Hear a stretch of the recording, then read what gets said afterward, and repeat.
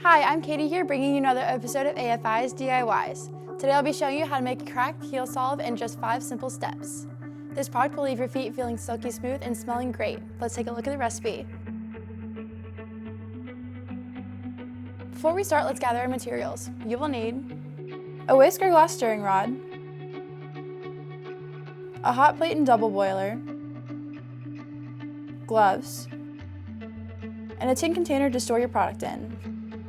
To make 4 ounces of solution, you will need 30% or 1.2 ounces of shea butter, 14% or 0.56 ounces of coconut oil, 8% or 0.32 ounces of vitamin E oil, 30% or 1.2 ounces of beeswax,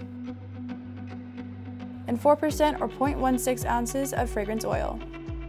For today's fragrance, I chose Hazelnut Vanilla. This is an amazing subtle scent that is perfect for this product. We offer thousands of fragrances here at AFI. Head over to our web store to pick out your favorite. It smells so sweet.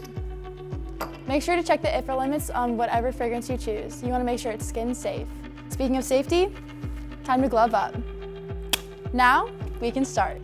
First, pour your beeswax pellets into the glass mixing bowl and place on low heat. Stir your melting beeswax while adding your shea butter and coconut oil. Once your oils have completely melted and have been mixed together, it's time to add your vitamin E oil.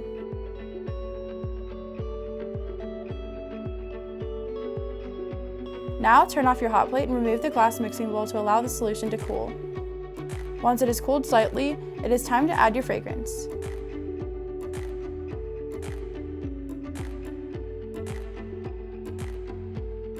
Stir all ingredients together once more to ensure an even distribution. Lastly, gently pour into a glass container and let the mixture sit for a few minutes so it can harden.